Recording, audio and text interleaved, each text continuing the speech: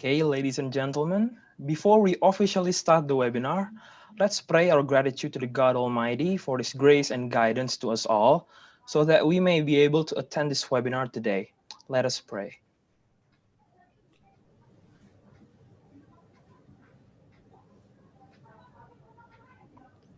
Amen. Okay, ladies and gentlemen, in the next part of the ceremony, we will hear the opening remarks from our beloved Vice Rector of Diponegoro University, Professor Budi Setiono, who is unable to attend today's webinar due to his duties in the offline meetings. So, yeah.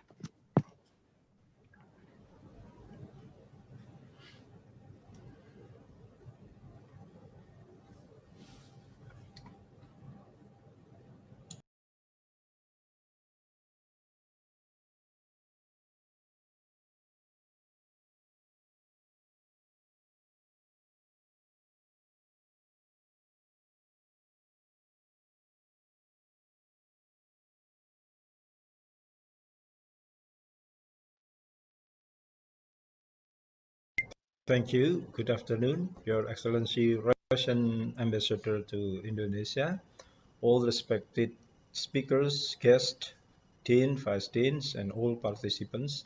Welcome to Diponegoro University or Universitas Diponegoro. This has been a great honor to meet you all, although only virtually in the event of webinar World Class University Diponegoro University in 2020 with a theme of Russia's position in the global stage and relations prospect with Indonesia. This discussion is conducted with the aim of exchanging information on related issues concerned, especially in the topic which favors Russia and Indonesia. As we all probably aware, Russia is one of the biggest countries in the world with a population over 140 million citizens, according to data available by the World Bank. Its position in the global stage has been seen as a key point. According to Lowy Institute, Asia has become the central challenge for implementing foreign policy by Russian government. And Indonesia, as the rising country in Asia, also plays essential role in this chessboard. Collaborations between Russia and Indonesia has been established for decades with numerous activities that are taking place. These activities include trade, education, culture, military, economics, technological, and also other exchange programs. Our Department of International Relations in the Faculty of Social and Political Sciences, Diponegoro University, as the host of today's event, is one of leading departments in our university. Our university itself has been acknowledged as the top 10 best universities by Indonesian Ministry of Education and Culture by 2020. It hosts more than 55,000 students, not only from home students, but also international students, including, of course, from Russia. We cover a wide range of multidisciplinary subjects from science, technology, engineering, and mathematics, as well as social, linguistic, economics, and humanity science. Moreover, in the field of education, UNDIP has welcomed many exchange students and visiting researchers from international wide, of course, including from Russia. We also once conducted meetings with officials from Russian embassy a couple years ago, and we are keen to strengthen the collaborations which benefit both parties. Some of possible prospective collaborations may include in the area of research and development, as well as student and staff mobility exchange programs. Ladies and gentlemen, without further delay, in this opportunity, I will officially open this event and wish you a fruitful discussion. Thank you very much and spasiba.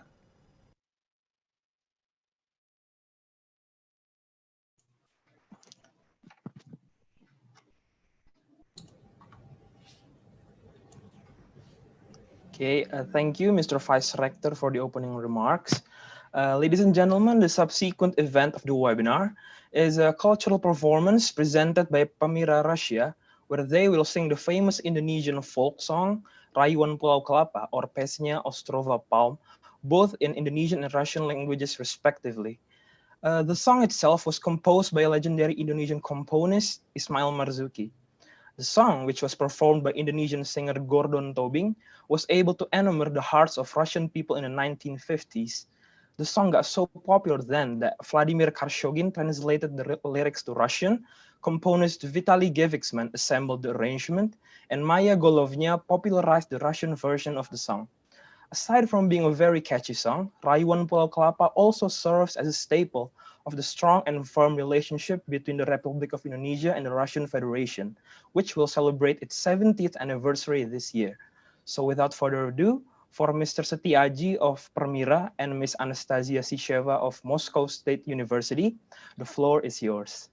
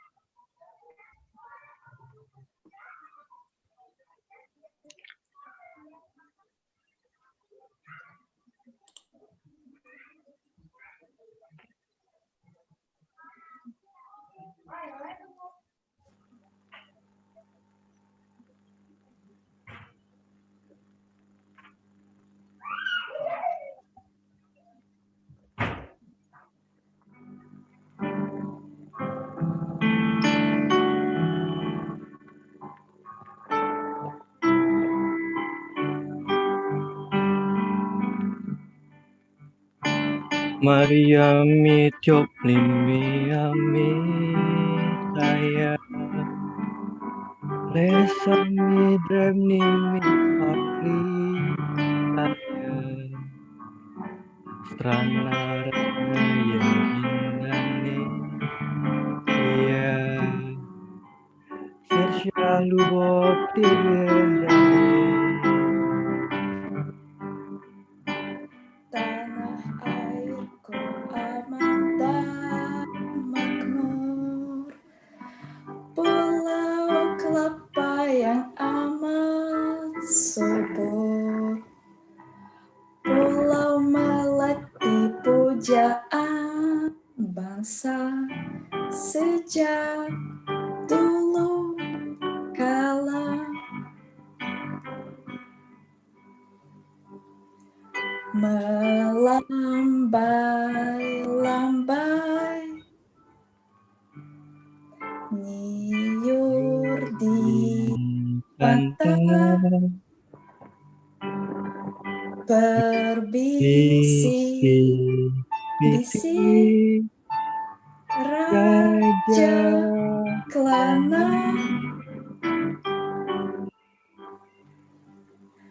memuja pulau nan indah permai, tanah airku Indonesia.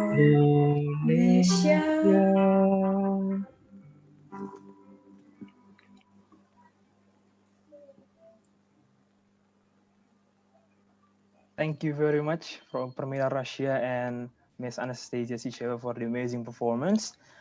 Before we continue to the next part of the event, I would like to ask Ms. Anastasia Sisheva a simple question, really.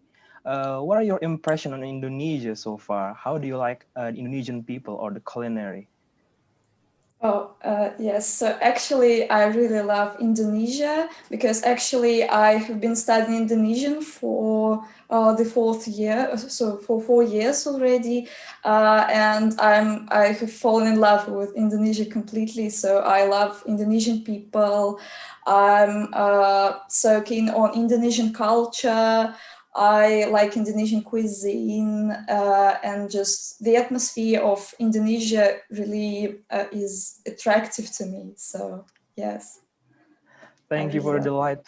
for the delightful opinion from Indonesia, Miss Anastasia Cheva. Thank you very much. Next part, we are going to go into a more formal part of the event. The discussion part of the webinar itself will be guided by our moderator for the event.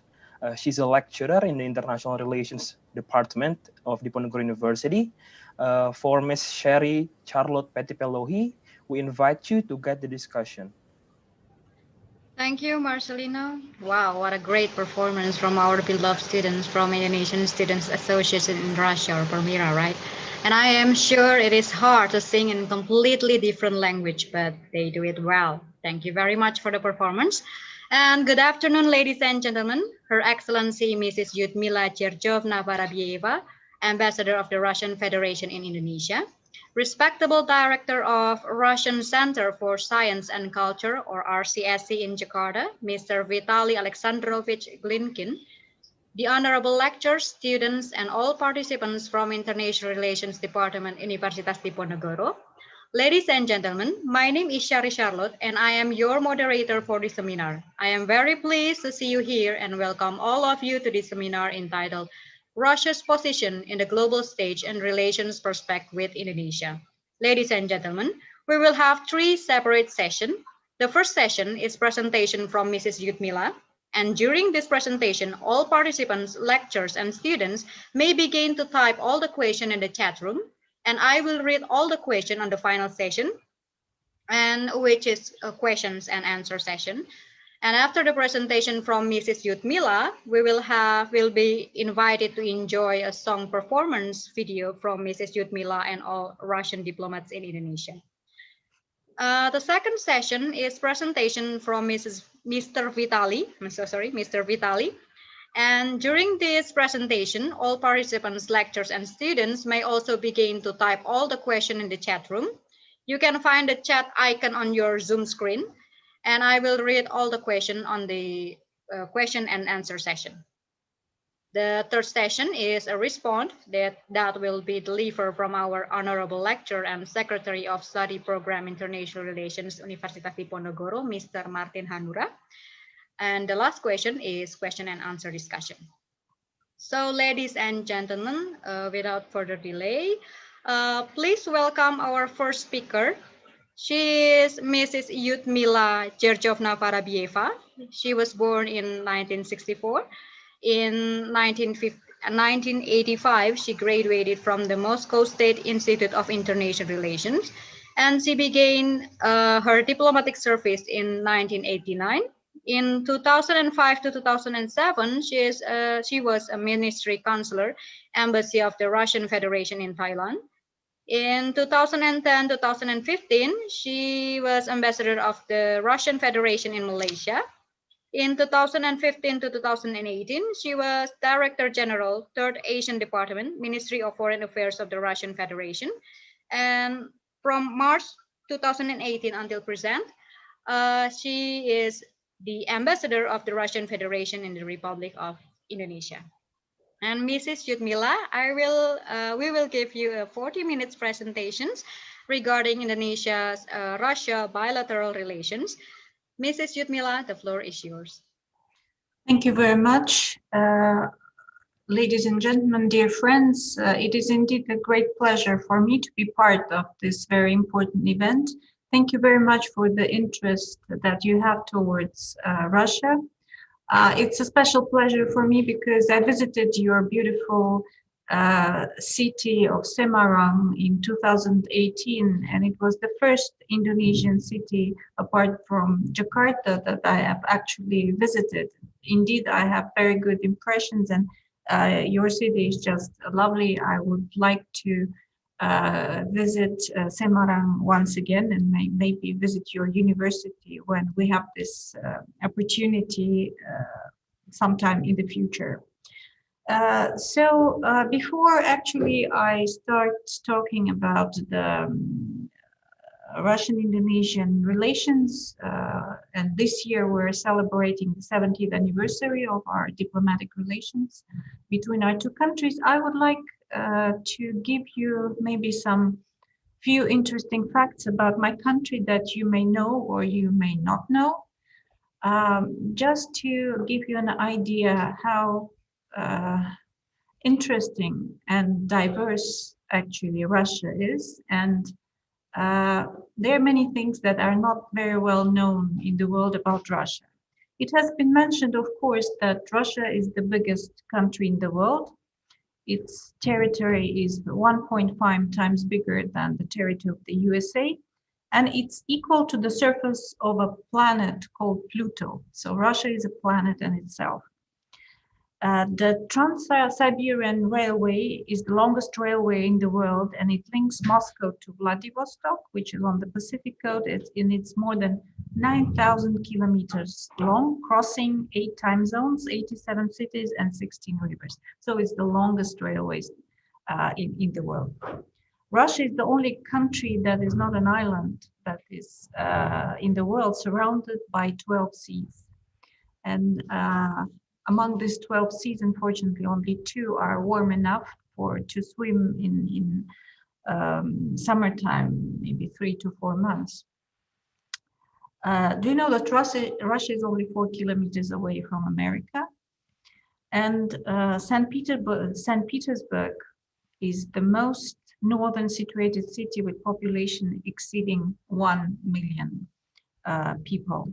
Actually, we know about the plans of Indonesia to move the capital from Jakarta to Kalimantan. Do you know that in new history, Russia has moved the capital twice?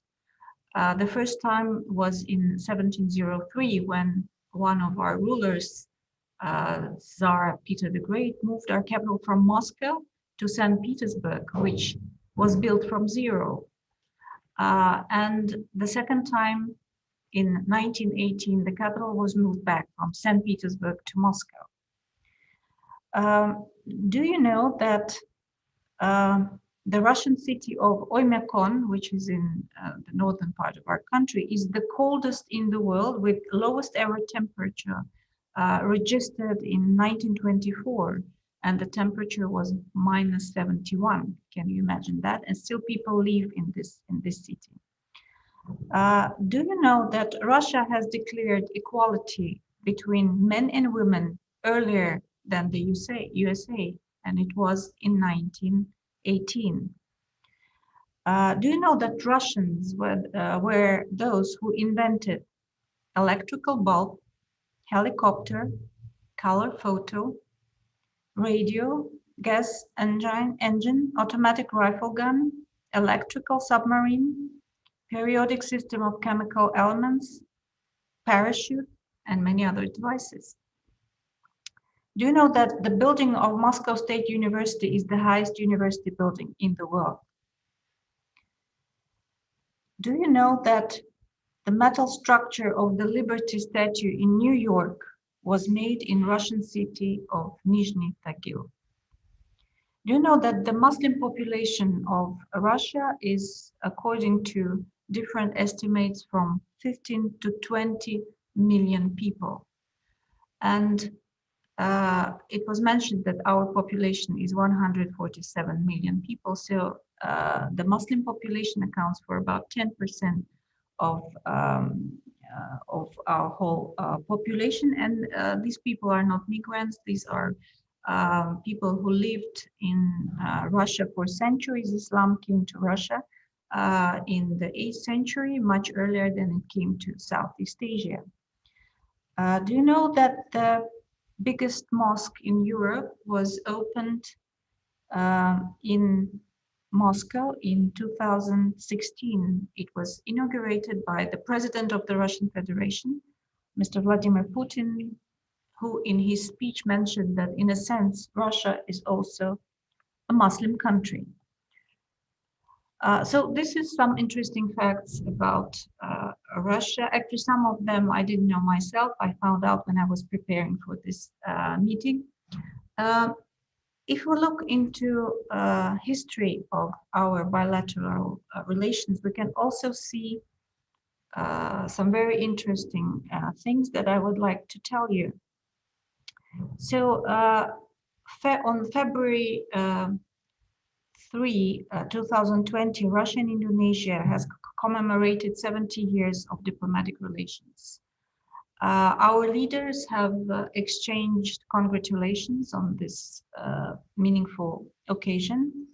And there was an exhibition of Russian painters who painted who described Indonesia in their artwork. So it was a painting of Indonesia through the eyes of Russian artists, basically.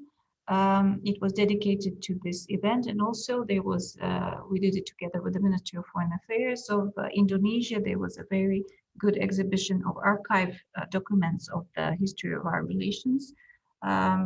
Maybe some of you have visited this exhibition. Maybe if in the retrospective of history of mankind, this is 70 years is not that big a period, but for our two countries, Russia and Indonesia, those years were full of bright and meaningful events, relationship based on mutual trust, friendship, and brotherhood. For our country today, Indonesia is one of the most important parts in Southeast Asia and Asia Pacific region. And we enjoy quite a dynamic interaction in different areas, including cultural and humanitarian communication, which I think my colleague, Mr. Glinkin, will give you more details about. First, information that about the territories that are now under the borders of modern Indonesia, about their people and culture, it seems so, appeared in Russia as far away in history as the 11th century.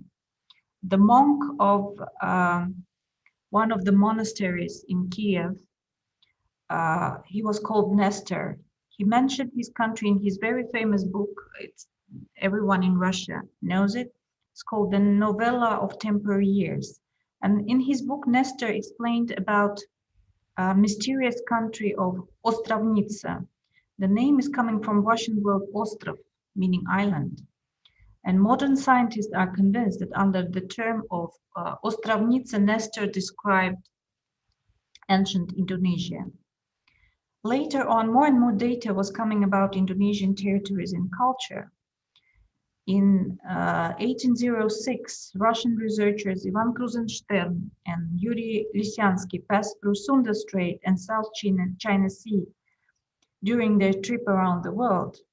And these two researchers made geographical maps of Indonesian seas and islands, brought to Russia the pictures of local people, description of their culture and ways of life, as well as information about flora and fauna of Indonesia.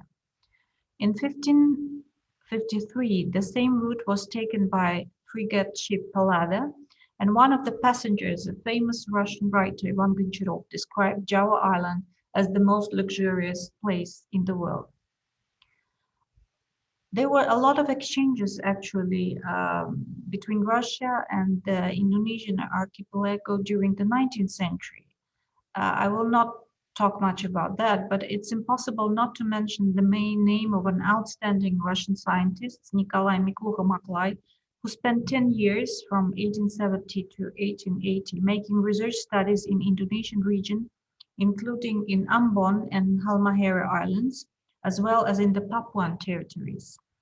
Since that time, the name Maklay has become very common among Papuan people, the same as after 1961, the name of Russian cosmonaut Yuri Gagarin has become very popular all over Indonesia. Miklucho-Maklay taught local people many things they never knew before. He explained how to use iron tools, cure people with medicine, breed cattle, use matches, and so on. Since then, some of the Russian words are still being used in Papuan languages, such as tapor, axe, nож, knife, and khlieb, bread. First consulate of Russian Empire in Batavia, Jakarta, was established in 1893. Modest Bakunin served as a Russian consul during the period of 1893-1899. Afterwards, he wrote a book, Tropical Holland, where he described the life, culture, and traditions of Indonesian people, as well as the beautiful nature of Indonesian archipelago. Twice, representatives of Russian royal family visited Indonesia. In 1890, future Russian Emperor Nikolai II visited Batavia during his trip to Far East. And in 1911, Great Duke Boris Vladimirovich, on his way back from Bangkok, had a stay in Batavia.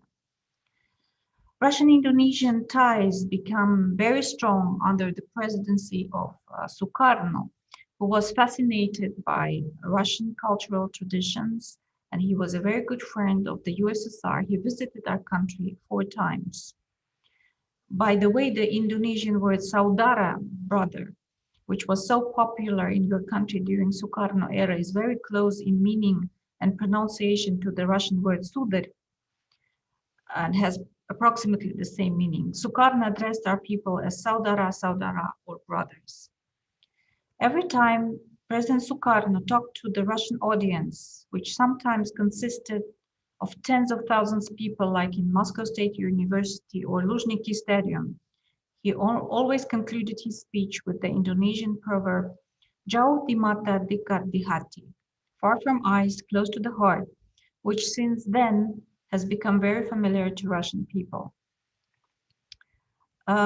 In Moscow, President Sukarno liked very much the Luzhniki Stadium, where he gave the public speech I mentioned, and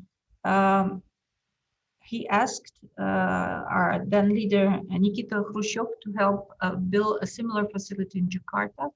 And now we see Gelora Bung Karno, which was built by the help of my country, which is the exact copy of the Luzhniki Stadium in Moscow. In Moscow, President Sukarno got acquainted with Russian sculptor and artist Mr. Manizer, and by the request of Sukarno, Manizer created the bronze monument Patung Pahlawan, monument to the hero, which was inaugurated in Jakarta in 1963. During the Sukarno period, Soviet experts constructed in Indonesia several big industrial factories, including Krakatau metallurgy industry, steel industry, several automobile roads in Kalimantan, a research nuclear reactor in Yogyakarta, Hospital Persahabatan in Jakarta, Technological Faculty of Patimura University in Ambon, and also granted several libraries. People in Indonesia know very well about the role of President Sukarno in revival of the famous mosque in St. Petersburg, the Cathedral Mosque, also known as Blue Mosque. In 1956, President Sukarno visited the Soviet Union, and among other cities, he went to Leningrad, that time name of St. Petersburg. Passing through one of the streets together with the Soviet leader Nikita Khrushchev, he saw a building which had the shape of a mosque and wanted to pray there. But it turned out that the building was used as a warehouse and did not function as a mosque, though at that time among the population of Leningrad were about 15,000 Muslims. By the request of President Sukarno, the building was changed back to the mosque and nowadays has become one of the most beautiful and famous pieces of Islamic heritage in Russia. In 2003, the former president of Indonesia, Ibu Megawati Sukarno Putri, visited St. Petersburg and granted to the Blue Mosque a wooden fresco with one of the ayats from Al-Quran. I will not talk further about the cultural relations between our two countries. I think Mr. Glinkin will do that in a more detailed way. I would like to say that during the visit of President Megawati Sukarno Putri, Russia and Indonesia has signed a declaration on the basis of friendly partner relations between Russia and Indonesia in the 21st century. and it became the basis of the development of our bilateral relations since then. I would like to say that the political dialogue between our countries have been developing in a very positive way in the last 2 decades. We've seen quite an exchange of visits between the leaders of 2 countries. In 2006, President Yudhoyono visited Russia with an official visit. And in 2007, President of the Russian Federation, Vladimir Putin, visited Indonesia. The latest events in our political dialogue was the visit by President Joko Widodo to Russia in 2016. He attended the Jubilee Russia-ASEAN Summit, which was dedicated to the 20th anniversary of our dialogue partnership with ASEAN. But on the margin of the summit, he also had a bilateral meeting with President Putin, and a number of bilateral documents in various areas of cooperation was signed. The latest meeting that our 2 leaders had took place in November 2018 in Singapore. The margins of the ASEAN and events, including the including ASEAN summit and other bilateral and multilateral meetings. As you may know, we had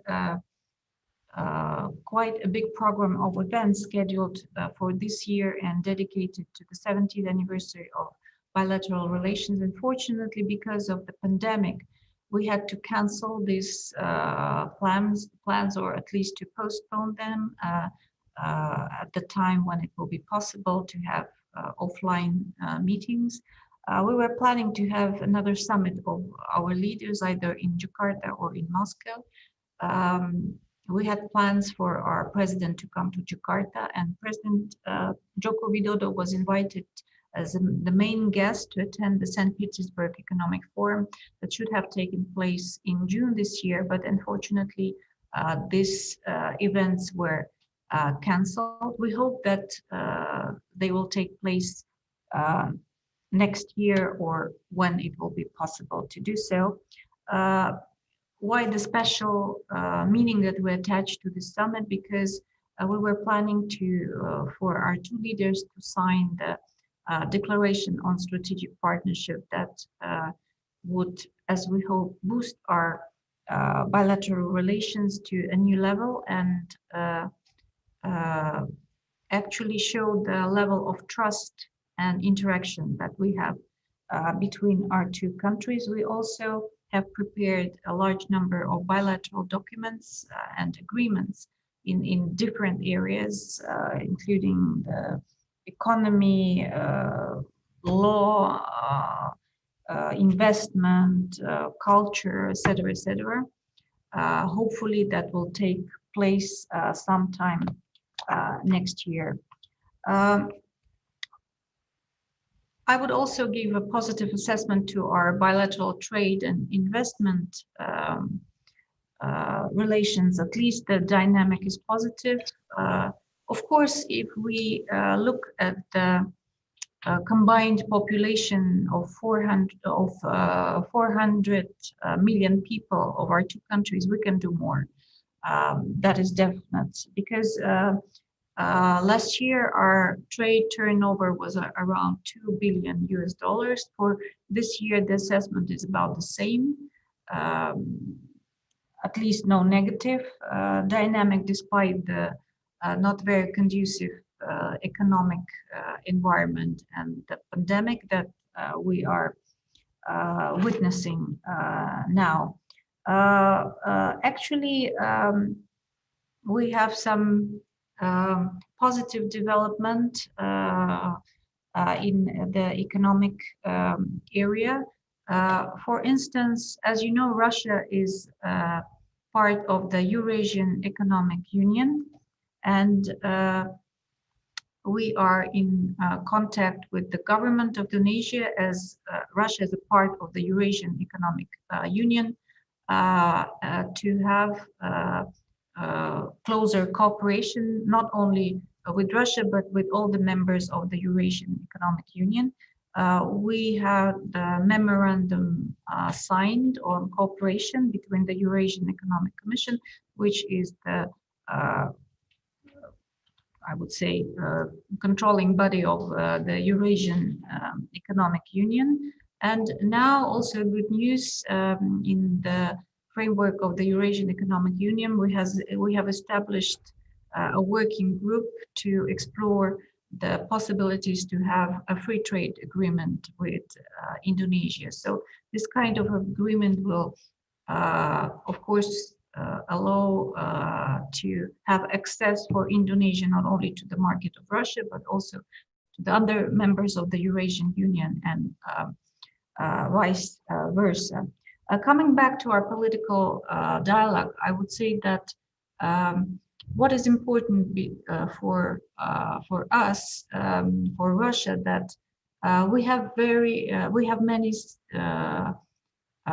we have shared similar views on many issues of the global agenda, and we've been working together for this year in the Security Council of the United Nations, where Indonesia is a non-permanent member. And we have achieved some very good results. For instance, one of these examples of cooperation is the common stand that we took, Russia, Indonesia, and we were supported by other members of the Security Council on preventing to have snapback on sanctions against Iran, which was initiated by the United States. So really we appreciate very highly the firm stand of Indonesia on this issue, and many others actually. And as I say, we really have similar views on many of these issues. What is important for Russia also, that the foreign policy that is conducted by Indonesia is independent, and that also is very much appreciated by Russia, because we see Indonesia as our good friend and partner. If we look at other areas of cooperation, for instance, I've already mentioned trade, investment. It's not enough, of course, but we have some very promising investment projects conducted by our companies in Indonesia, for instance, an oil refinery in Tuban, some other smaller investment projects, but there are, of course, many areas that could be explored, and we are exploring actually these areas like civil aviation, for instance, energy, even nuclear energy, if and when the government of Indonesia will take the decision to use this kind of energy, we are ready to cooperate, because as if you may know, though Russia is one of the richest, the country very rich in oil and gas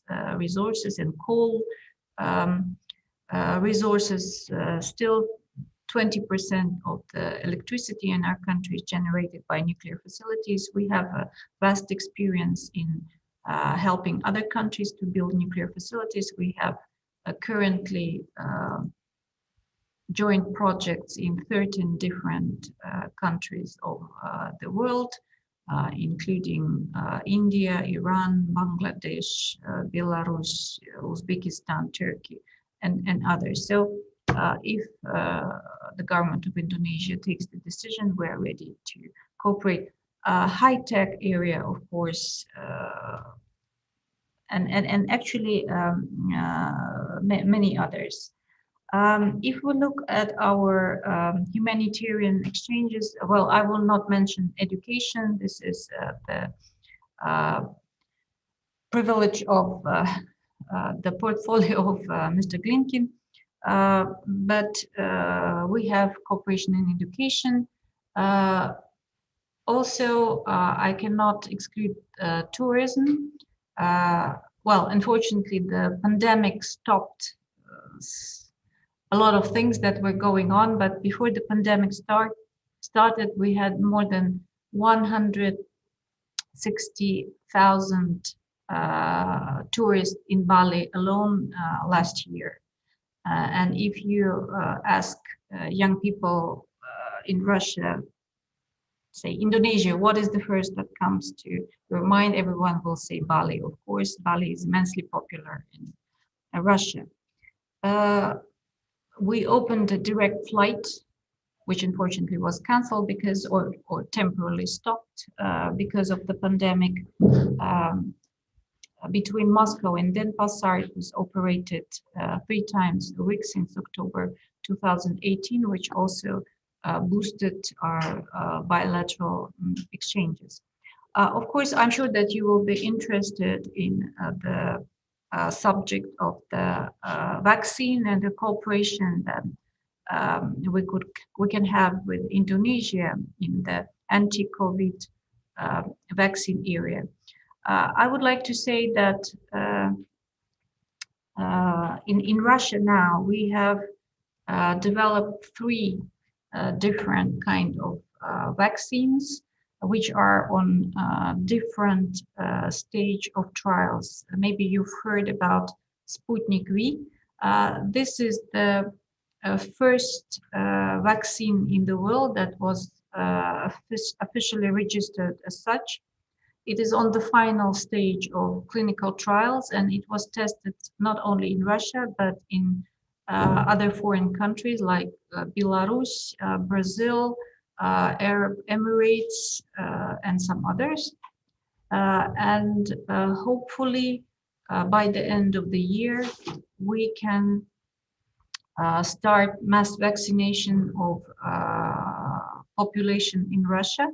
The vaccine has proved to have no harmful side effects, and it's 92% efficient.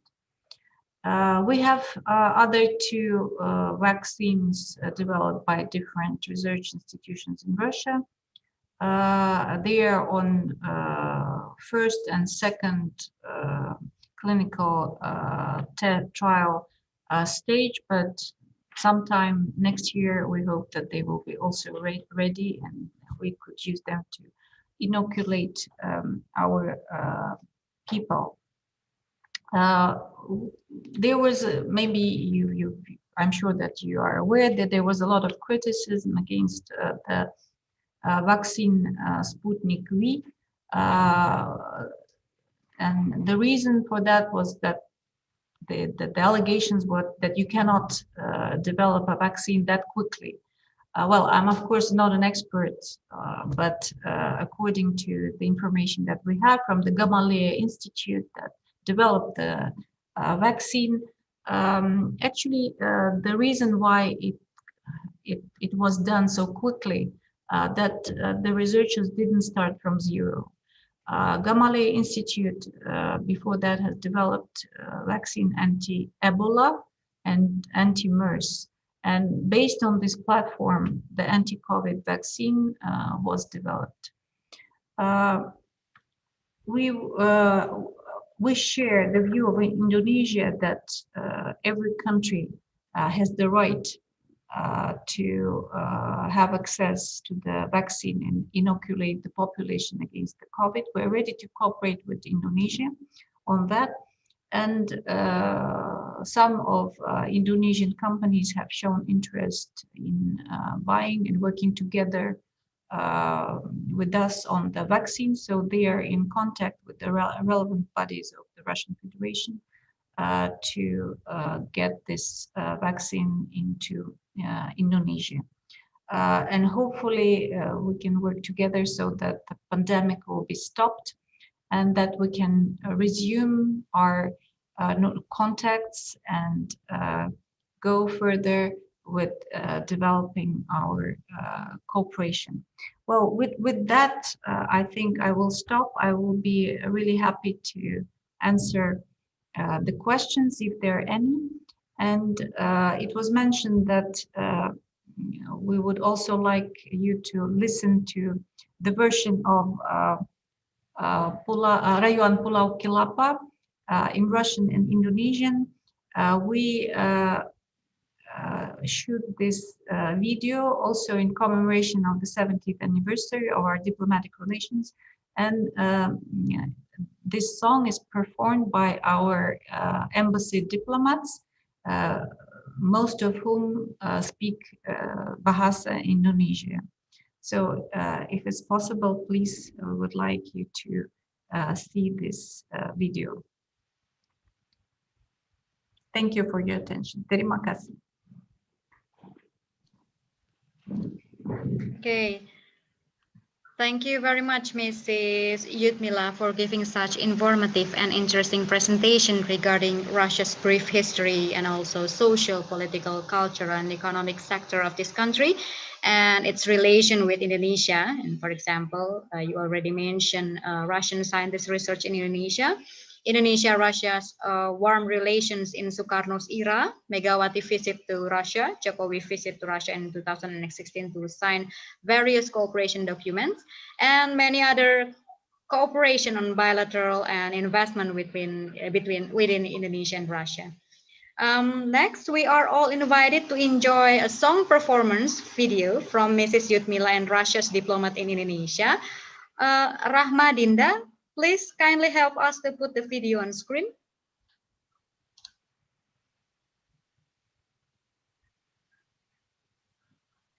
Okay, enjoy.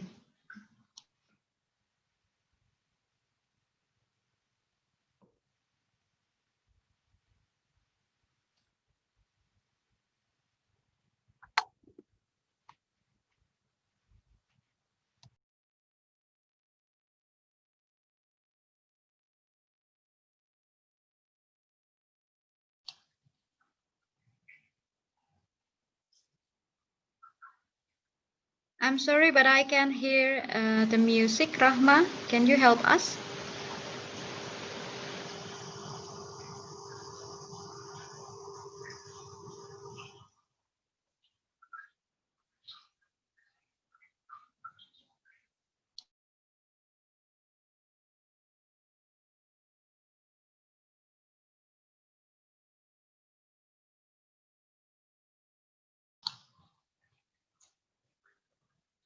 I'm so sorry, Mrs. Lyudmila, for these technical problems, and we are trying to fix this as soon as possible. No problem. Okay, thank you very much. And I'm sure you're busy, but we are trying to make it as fast as possible. Okay.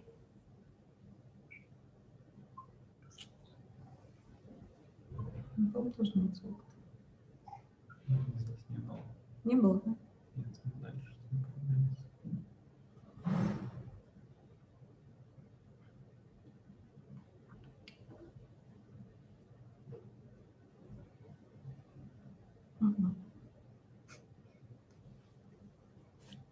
Не получается. Проще всего с YouTube, например, запустить. Я давал ссылку. Okay, if it's maybe we can do that later. Okay. Yeah. Okay. Okay. Maybe we will take the next session, and we will have response to Mrs. Lyudmila's presentation from our Secretary of Study Program International Relations, Universitas Diponegoro, Mr. Martin Hanura. Mr. Martin Hanura, are you ready? Mr. Martin Hanura. Okay, thank you. Okay. Mrs. Hari. Okay, good afternoon, everyone. Ladies and gentlemen and our students. Before I respond what's the Ambassador Russia Federation, I would like to greet our speaker or say hello, but in Russian language, because I'm Vypushniki from Tulski Государственный Universitet. Добрый день, Lyudmila Georgievna и Aleksandrovich Vitaly Glinkin. Как вас дела? Хорошо, спасибо. Хорошо, вот это молодец. Надеюсь, вы всегда здоровыми и благополучными, пока будете в Индонезии. Спасибо. К моему уважению послу России в Индонезии и директору Русского культурного центра Vitaly Aleksandrovich Glinkin и Lyudmila Georgievna Sabривова. Мне очень приятно встретиться с вами сегодня. Еще отмечаем 70 лет индонезийских российских отношений.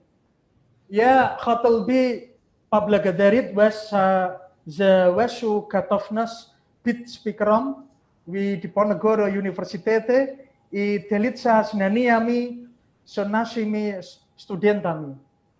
И далее я буду говорить по-английски, потому что здесь мало кто говорит по-русски, да?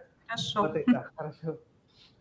Okay, I think it is very interesting what was the ambassador Russia Federation conveyed, and I will respond and ask question to ambassador. As we know that Russia was a dominant or superpower country in the decades before 1990.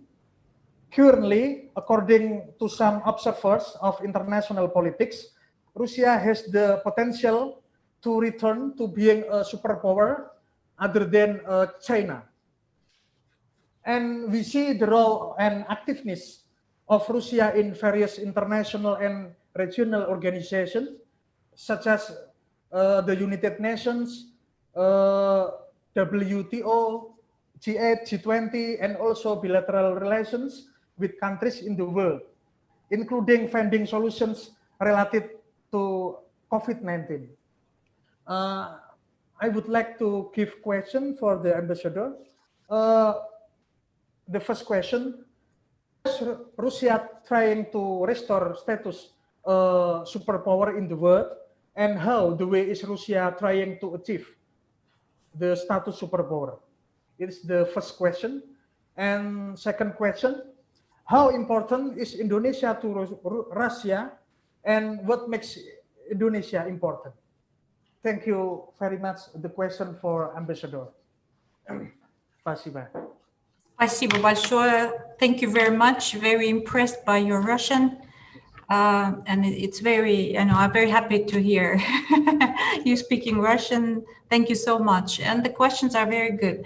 I will try to be brief as possible. First, the first question, I would say we're not trying to be a superpower because the superpower concept is that one country is dominant in the world. Actually, that is not the principle that it's against actually the basic of our foreign policy. We support the multilateralism in our foreign policy. We think that all countries, actually small or big, are equal. They have the right for their national interests to be respected. All countries have the right to cooperate and have good relations with each other, should have equal opportunity, basically. We have developed the concept of inclusive security, which means that the security of one country should not be assured to the detriment of other countries. So that means that we are not trying to be a superpower. What we're trying to do to have our national interest respected. We don't think that any country in the world has the right to tell other countries what to do, to put it in a very short way. And that's the policy that we're pursuing in the multilateral organizations that you've mentioned, especially in the Security Council of the United Nations. So we're not trying to be a superpower, but what we see that our policies is supported by many countries in the world, and many countries share the views on international relations that we have. Having said that, of course, we have grown stronger in terms of economy, despite the more than 80 rounds of sanctions that have been applied against Russia by the US and the European Union. And we're getting stronger military, but the purpose of these efforts is just to ensure the security and the well-being of our people. And how important is Indonesia is for Russia? Indonesia is very important for Russia. We see Indonesia as our key partner in among ASEAN countries, and not only in Southeast Asia, but in the Asia Pacific as a whole. Also, Indonesia is a very influential country with the largest Muslim population in the world. So Indonesia play a key role in the Muslim world. And as I already said, we also have a considerable Muslim population in our country.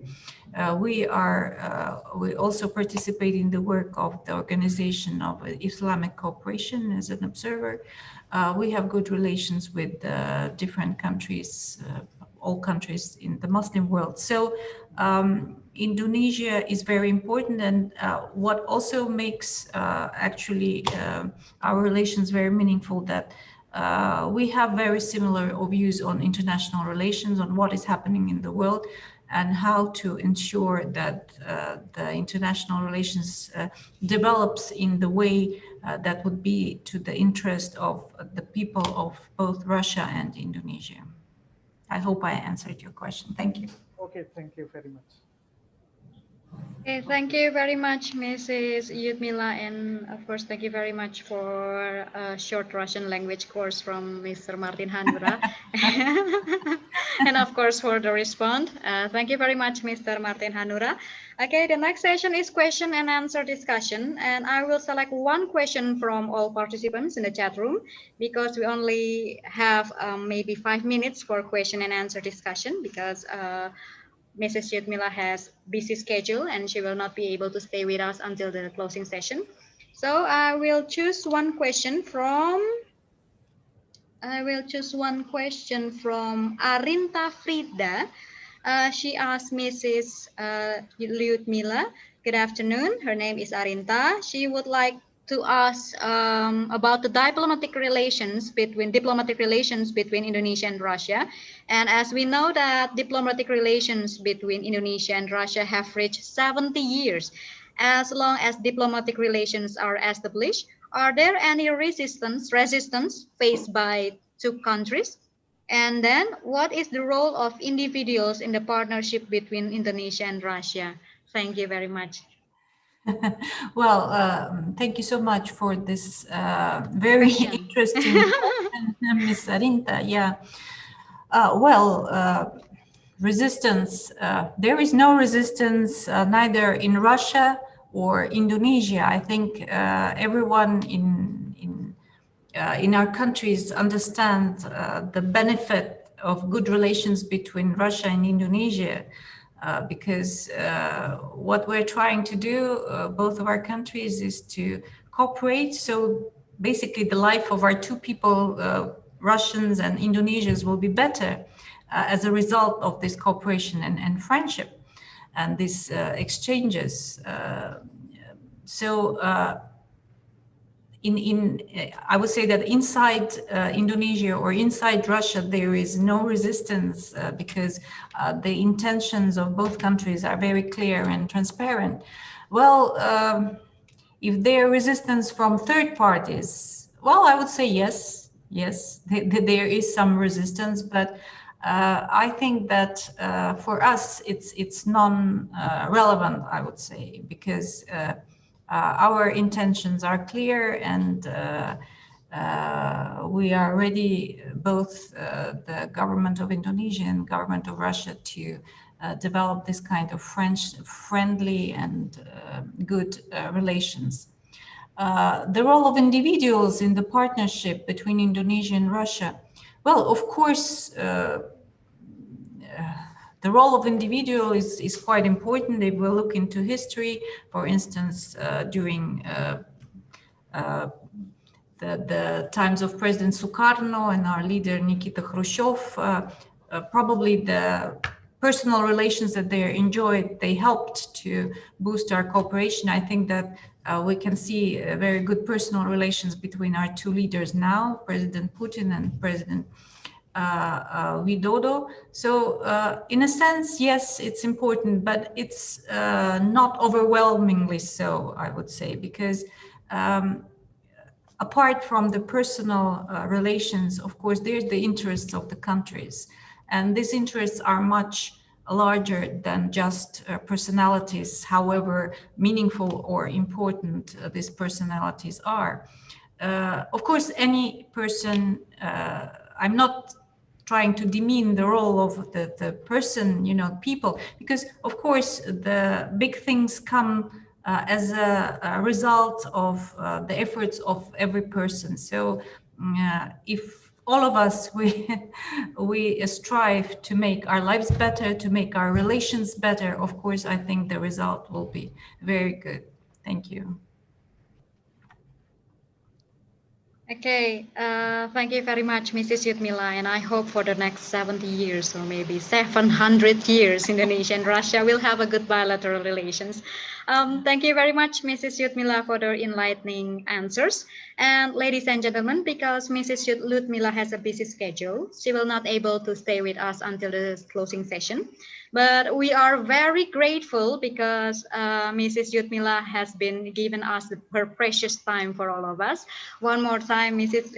Lyudmila, thank you very much. Thank you very much. Okay, you're welcome. Thank you so much. Спасибо, terima kasih. Terima kasih. Okay.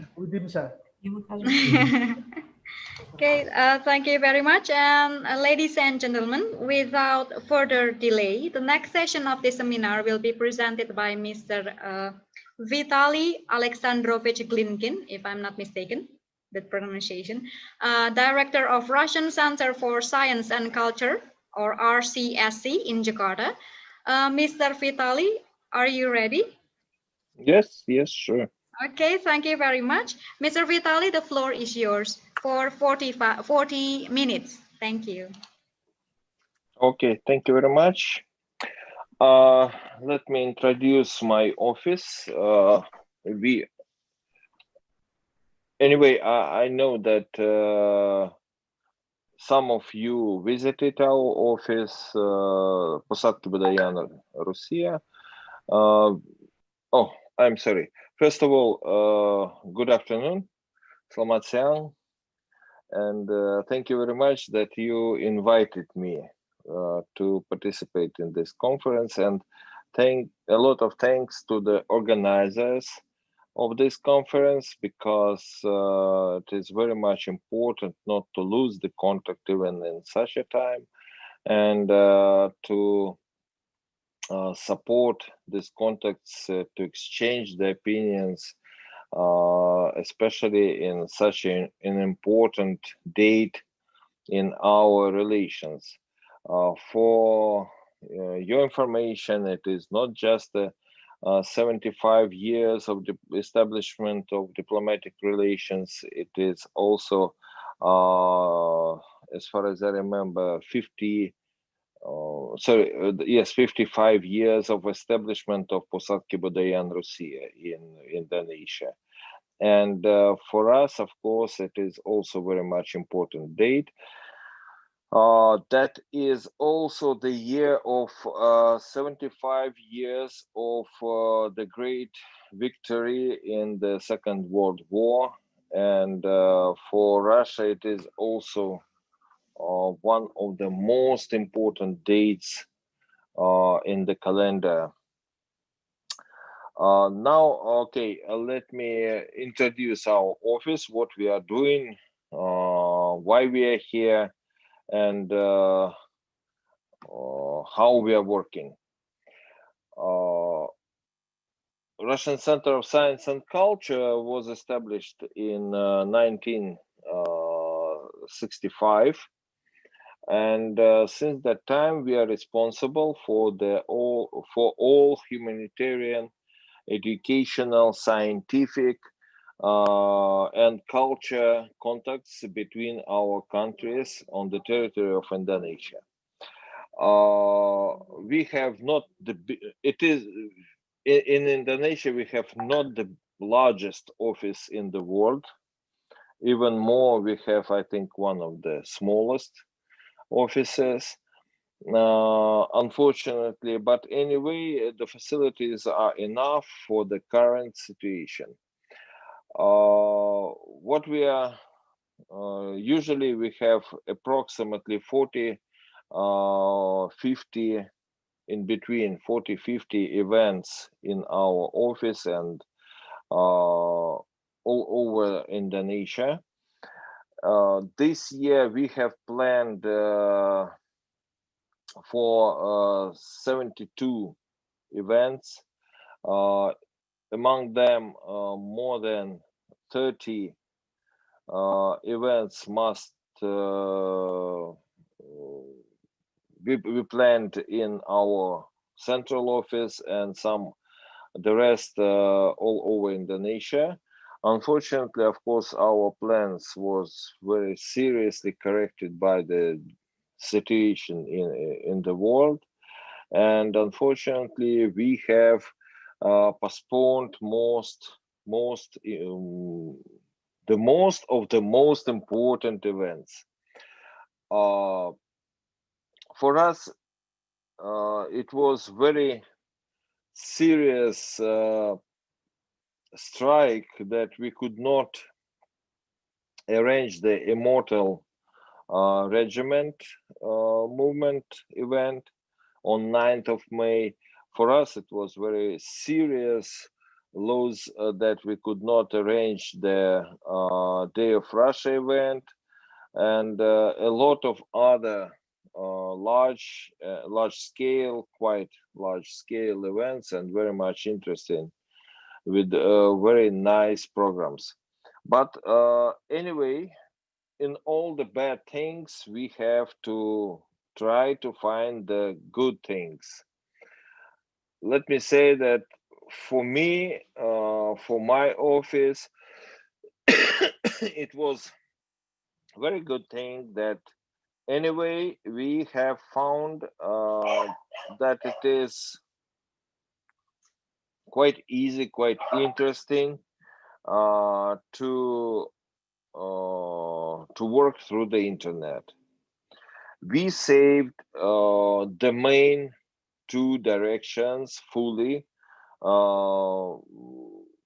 which are one, Russian language courses, and second is Beasiswa program, which this year, of course, with some corrections, anyway, they're working.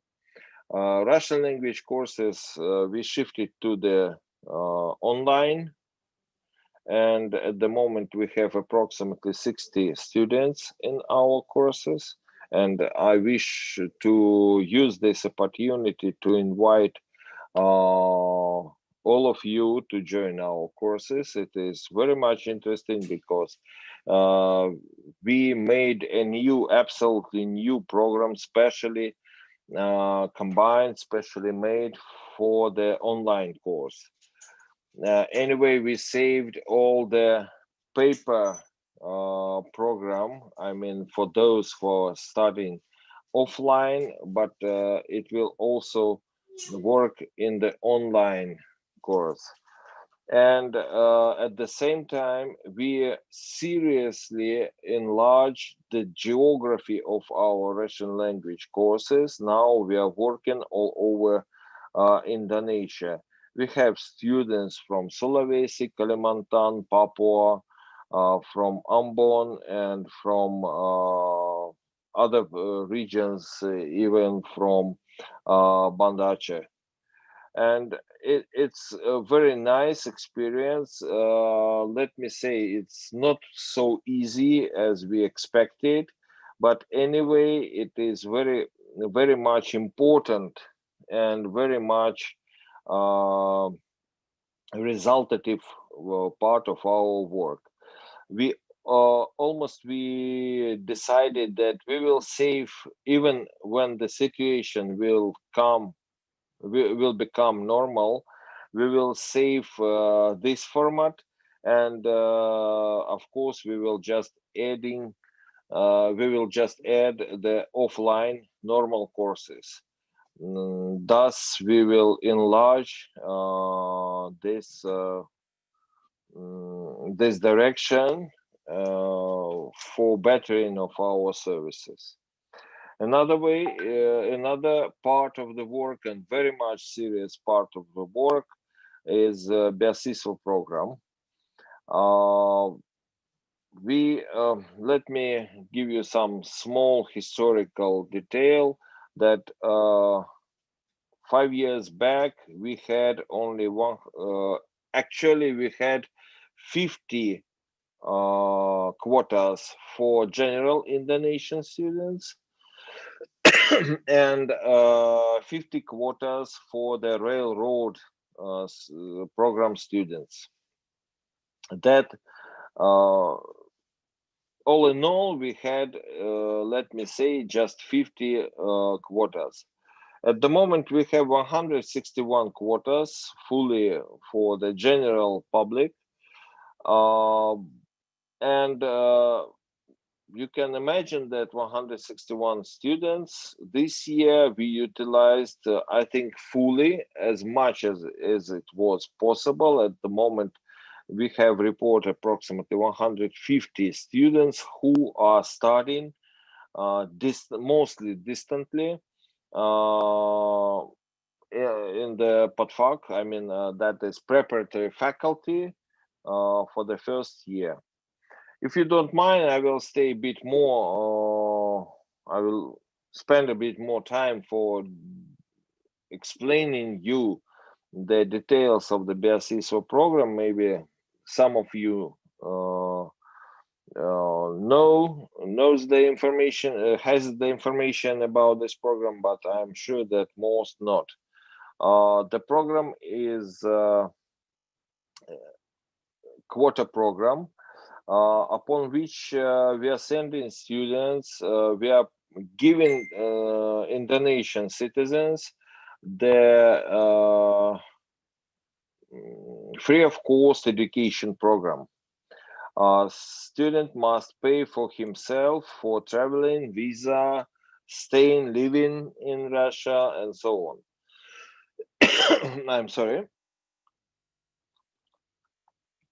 The program is, we are not limited with the professions. We are not limited with the levels. We are sending from mathematics to sport masters, from arts to medical programs. We are sending for A1, A2, A3. We are sending for postgraduate programs, and it is a very interesting part of our work because we have the chance to meet with the people. We have the chance to understand what is happening on this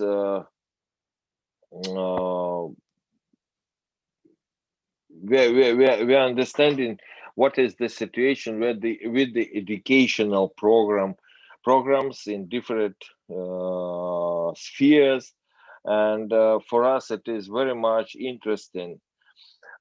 This year it was very much difficult because we had to stop all our offline, I mean personal face-to-face work since the as far as I remember, 15th of March, and that was the hard time for interview.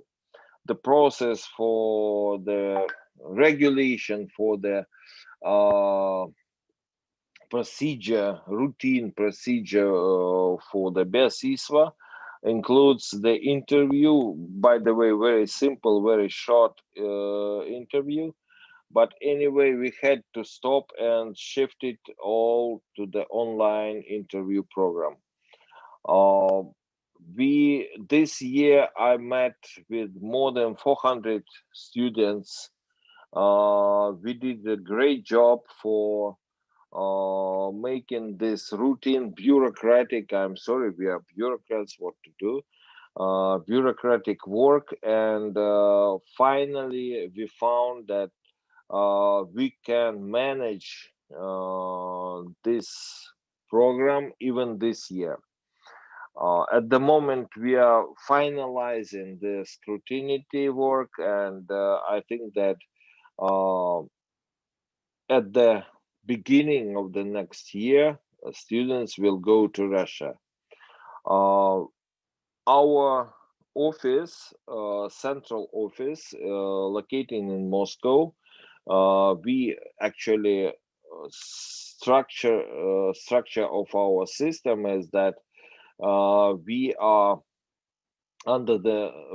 the agency for humanitarian operations, compatriots, and so far. But we are under the Ministry of Foreign Affairs. We are part of the Ministry of Foreign Affairs. And our office is in Moscow, and not long ago, our head of the agency was changed. Newcomer, Mr. Primakov, and he proclaimed that we are seriously changing our work, mostly shifting our work to the internet. It is really a serious challenge for us, taking into account that, for example, as to me, I'm not so young as you. I'm not so much time spending in the internet. But anyway, we understand that it is just the question of the time, the challenge of the time, that we must come to people by ourselves, not waiting that people will come to us. And since we will do it, we will work more successfully. Anyway, we have a lot of new changes. We are saying to our students that we not forget about you. We are just waiting for the simplifying of the situation. We are waiting when the situation permits us to invite all the students to Russia, and moreover, as soon as most of our work shifted to the internet, through internet we found very interesting things that it is possible to make to realize new ideas into the reality through internet. I mean that this time we are finalizing the new system, new program for registration of the students through internet. It will be global server for all the countries, for all the students, which will process all the scrutiny work through the one channel. It will be much more easier, much more interest.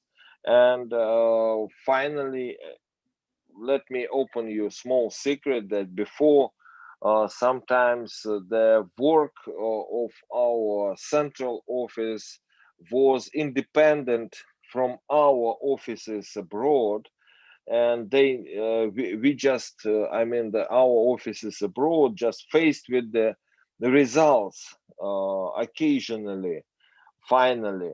But this time all the planning, all the step-by-step work went through our offices, and we act as a censors, as professionals. We explain to our central office what must do, what must be done, how to do it, and what is better, what is worse. Thus, I'm sure that the program will be 100% workable and very much resultative. We are realizing also very interesting program.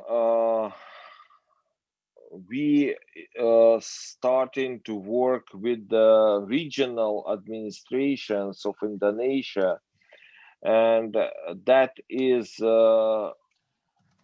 promising very much idea to involve in the Beasiswa program local administrations, because upon this new way of work, we are expecting that Indonesia will have a lot of advantages. I mean that local administration will send the students of the specialities in which the province is in need, really in need. And at the same time, student will have some stipendium, some support, financial support, for which will motivate him well to study better. Mr. Vitaly?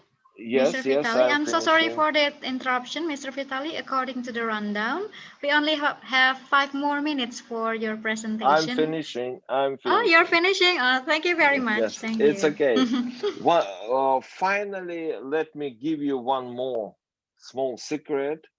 We also planning to establish the monument in Jakarta, the monument to the first man in the space, Yuri Gagarin, and this monument will be opened this year. I hope so, and I wish to use this opportunity to invite all of you to participate in the opening ceremony of this monument.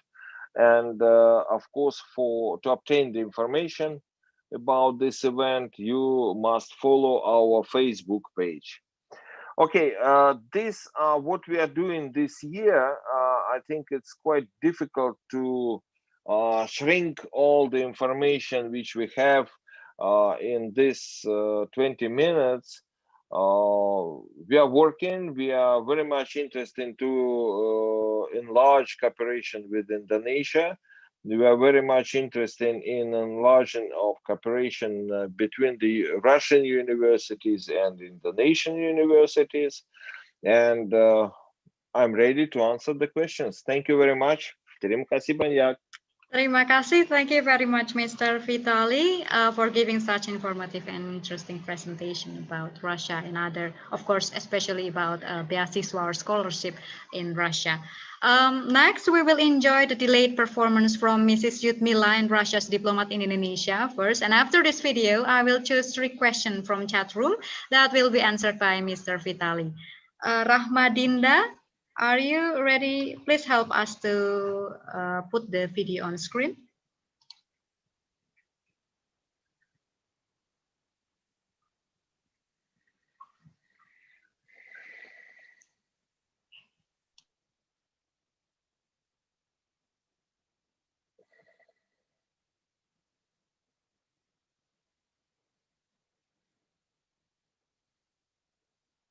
Морями теплыми омытая, лесами древними покрытая, страна родная Индонезия, в сердцах любовь к тебе храним.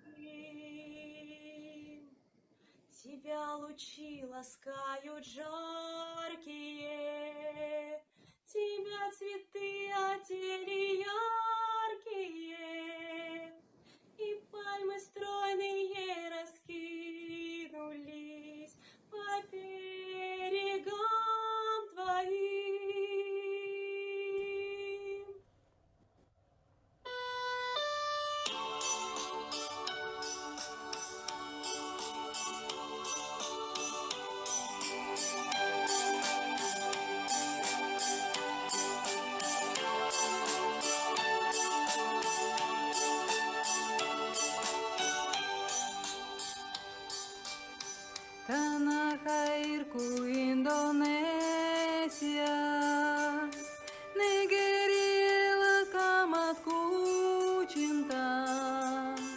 tanah tumpah darahku yang mulia, yang ku puja sepanjang masa.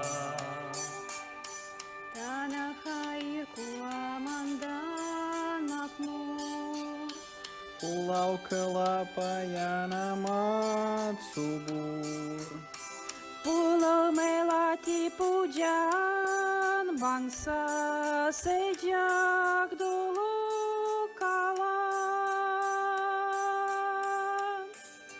melambai-lambai, nyiur di pantai, berbisik-bisik Raja Klana, memuja pulau nan indah permai, tanah airku Indonesia.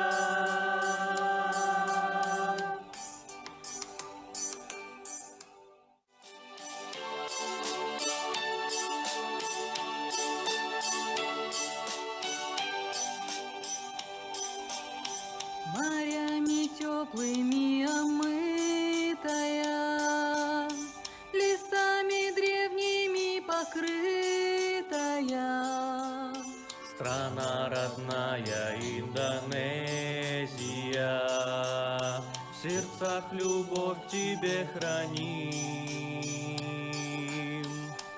тебя лучи ласкают жаркие, Тебя цветы одели яркие, и пальмы стройные раскинулись по берегам твоим. песня вдаль течет, моряка влечет, полуденные твои края, и красот полна, в сердце ты одна, Индонезия, любовь моя.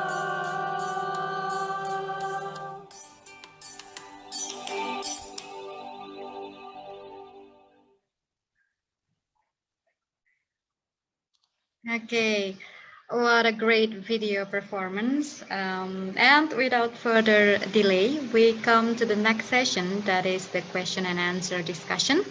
Okay, the first question for Mr. Vitaly is from Mr. Hendra Manuru.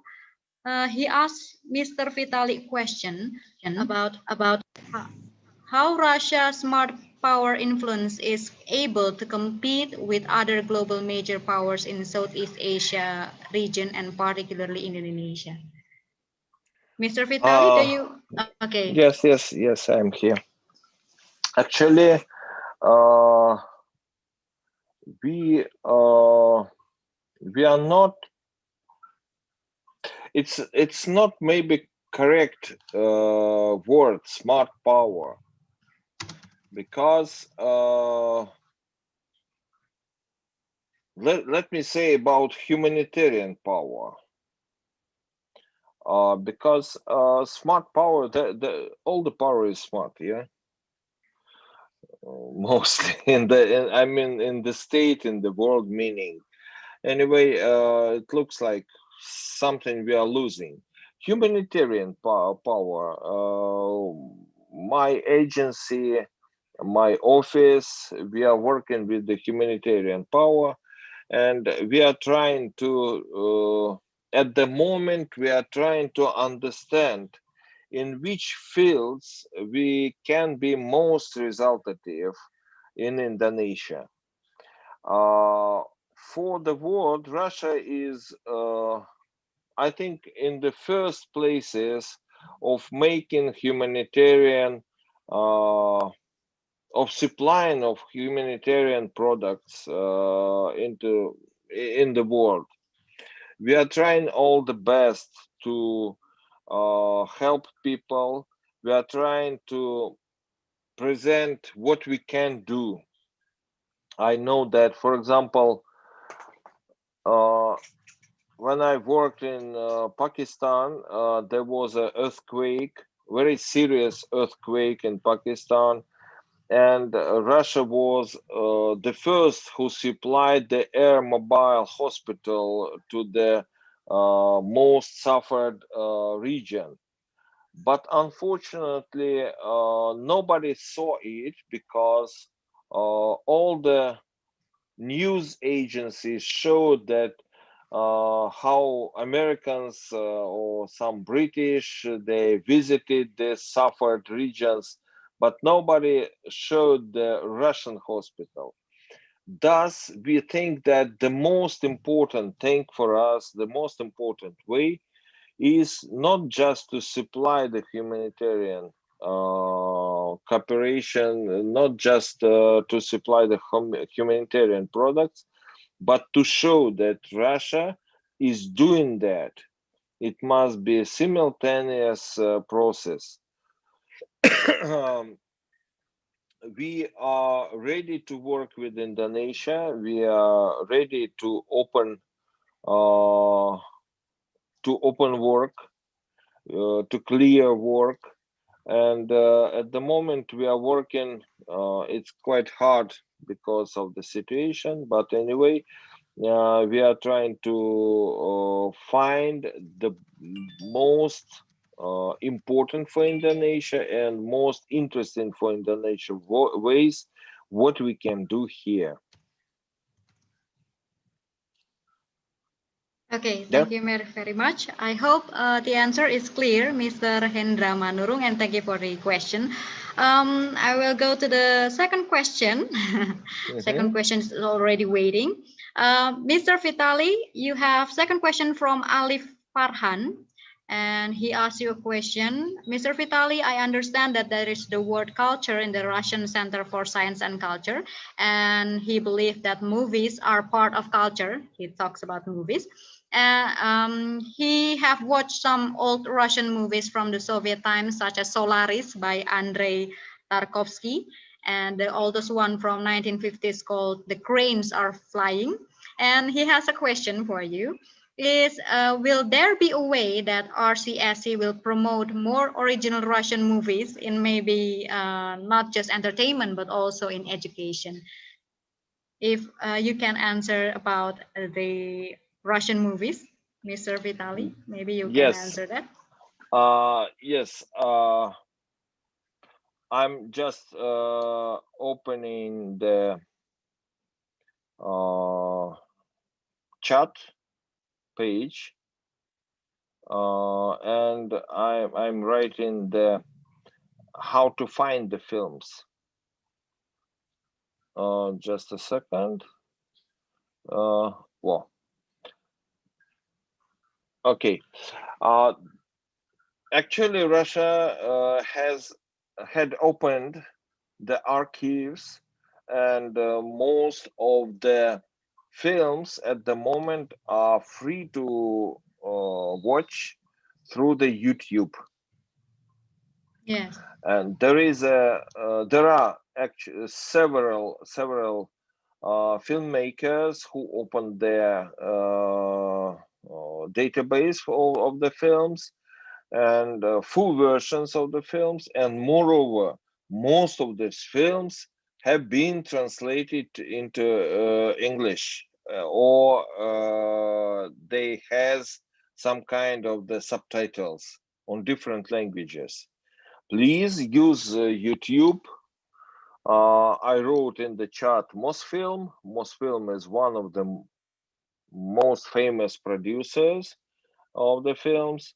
From time to time, I'm using the facility of Facebook. Please join us in the Facebook page, Pusat Kibudayana Russia. and you can find the references in the some resources of the Russian films. I prefer either translated or subtitled films, and yes, it's workable. It's quite easy now to find Russian films in YouTube. Okay, thank you very much, and I hope this discussion is the answer is satisfying for Alif Farhan. And we go to the third question because we have 5 more minutes, Mr. Vitaly. And the third question from Muhammad Aditya Warman. Muhammad Aditya Warman, he would like to ask Mr. Vitaly a question about, are there future collaborations that potentially Indonesia and Russia can do in terms of joint research for international peace and maybe for regaining in post-COVID-19 era, or maybe new normal, global new normal? That is the question from Muhammad Aditya Warman regarding the joint research for international peace and maybe COVID-19 era. Oh, I'm afraid it's a quite general question, because the answer is yes, of course, we have a lot of joint ways to find the joint to show the joint position in several questions and a lot of questions. We have quite good joint positions in the political, cultural, maybe financial questions. We are working together.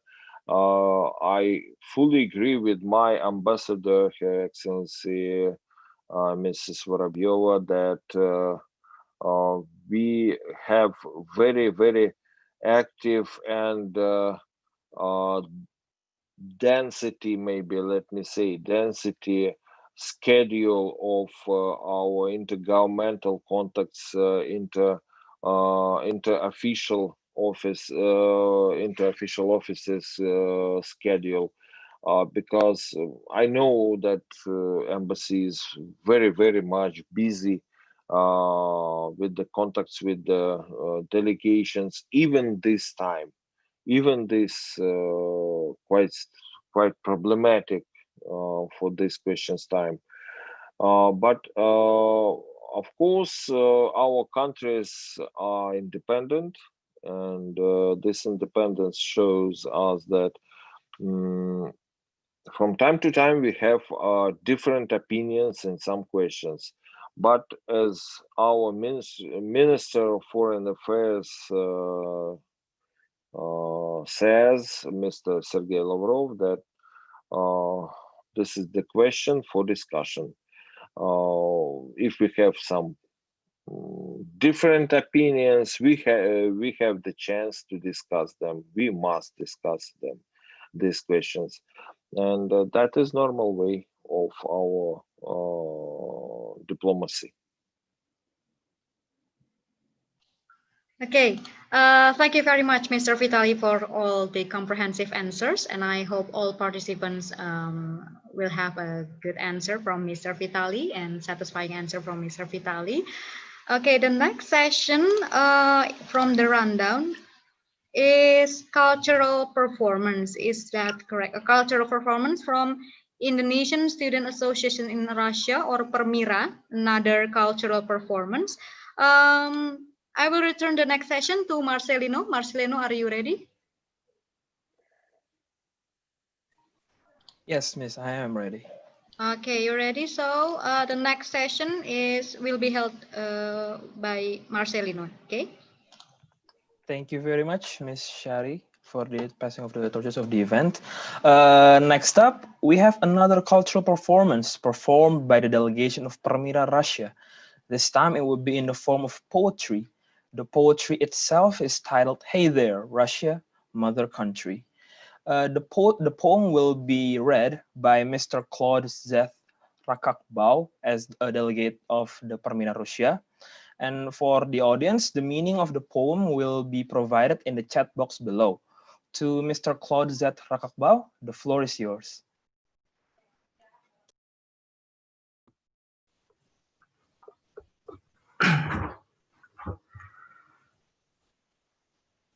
Aleksandrovich Sergei Yesenin. Goi tirus maya ratnaya. Goi tirus maya ratnaya. Хати в ризах, а враза не видать конца и края. Только сын сосет глаза.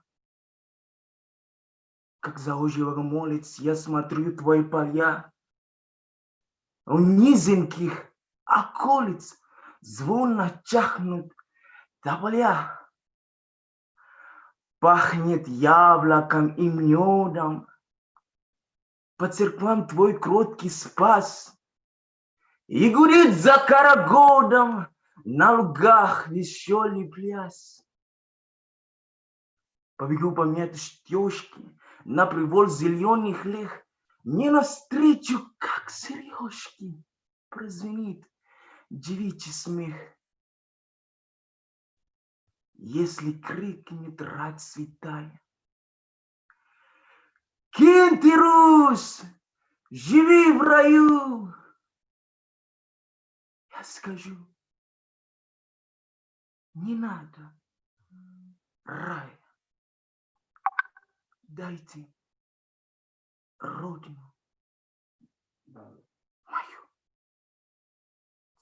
Thank you very much.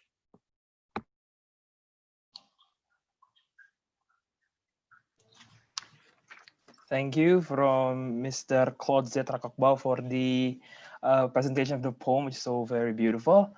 For the next part of the event, I would like to return the mic to our moderator, Ms. Shari. Okay, thank you very much. Wow, what a good poetry, right? From Mr. Teguh Imanullah. Is that correct, Marcelino? Teguh Imanullah, yeah. His name is Mr. Claude Z. Rakakbau, Miss. Okay, thank you very much. What a great performance. And we come to the final session.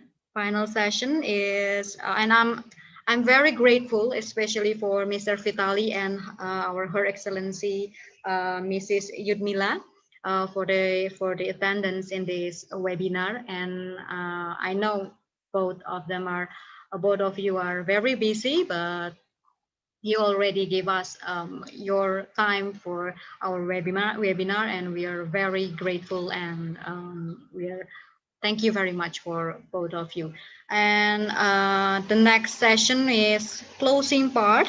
Okay, closing part from 14:20 to 14:30 maybe.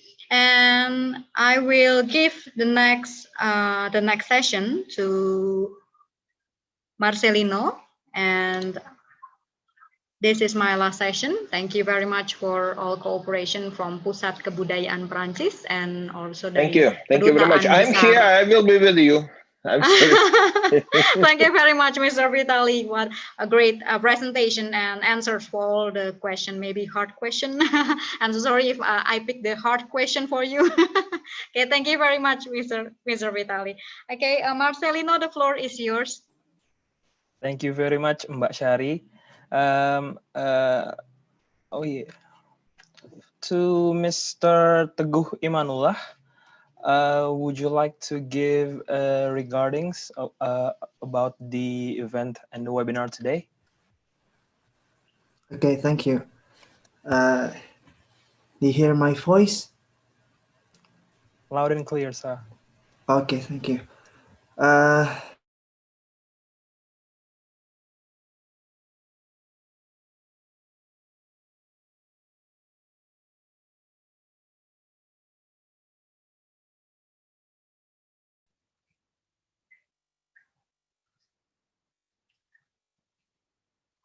I can't see anything. Oh. Oh, okay. Okay. Go ahead. Okay. My name is Teguh Himanullah. I am the president of Indonesian Students Association in Russia. Right now I'm studying in Belgorod State National Research University in nanomaterials. Firstly, I would like to thank to Mr. Martin. He's our senior in Russia, who was formerly a president of Indonesian Students Association in Russia also. And of course, I'd like to say thank you to UNDIP for this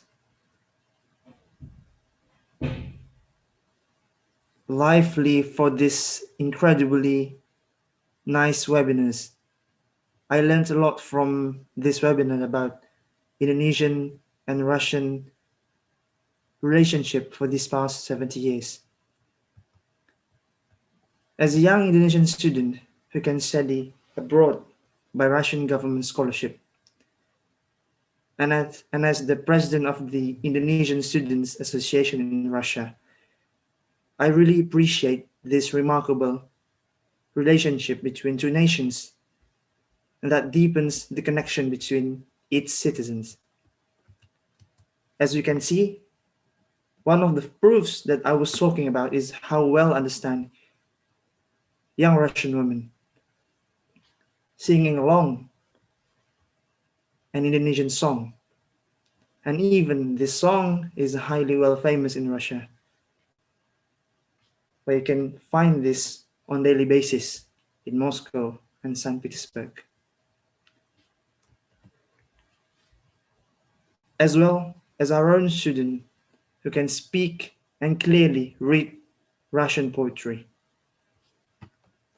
This unique and lovely partnership isn't just benefited cultural exchange between countries, but also more about friendship in all forms, and an example of what kind of best match. And so many things that we've done in these past 70 years, such as tourism, food exchange, and special education, as one of the important things to develop human capital. I hope soon, because of this pandemic, there will be so many students from Indonesia who can study, who can enjoy one of the best educations and well-equipped universities in Russia, and as well as Russian students can study more deeply about Indonesia and work together to build each other motherland to become better in this era. Thank you so much. Thank you so much once again. Spasibo большое. Indonesia, Россия, вперед. Salam perhimpunan. Okay.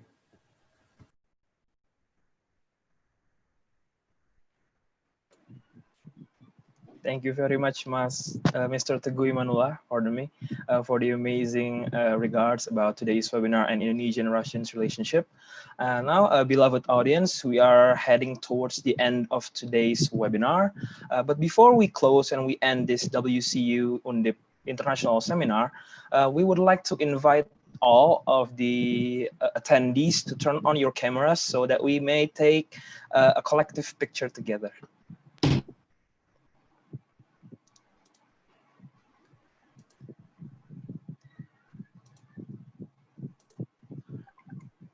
Okay, maybe Ramadinda, as our operator, may give the countdown so we may prepare ourselves.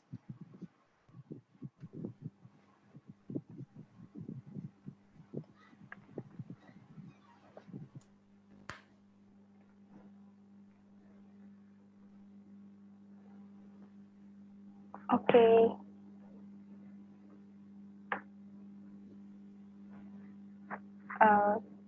3, 2, and 1.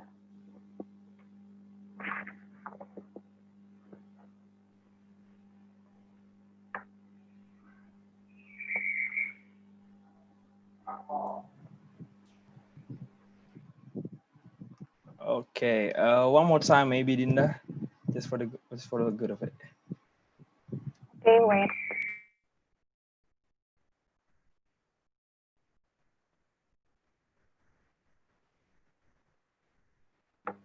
Okay, one more. 3, 2, and 1. Okay, thank you. Thank you very much, Dinda, for the assistance. Okay, then, beloved audience and speakers and guests, those were the series of discussion which we have attended together. Hopefully, the knowledge we've gained together today will be beneficial for all of us. Our greatest gratitude for the Embassy of the Russian Federation, the Russian Center for Science and Culture, Palmyra, Russia, the Rectorate of Diponegoro University, the amazing speakers, and also the respected audience. Thank you for your attention on today's webinar. Have an amazing day, everyone. Thank you very much. Good afternoon. Thank you very much. Bye-bye. Thank you very much. Thank you very much. Thank you. Thanks. Thank you very much. Iya, sir. Widimsa, dawan. Siap. Paka-paka. Siap. Terima kasih Mas Teguh ya. Siap, Bapak. Siap. Oke. Siap, makasih Bang. Ketemu lagi di lain waktu dan kegiatan. Siap. Kita siap bantu. Thank you, semoga sukses memimpin Permira ya. Amin, amin. Teman-teman semua juga di Undip. Saya izin dulu pamit. Oke. Ada Anastasia. Oke. Ya. Widimsa. Mari. Widimsa, Paka. Paka. Paka.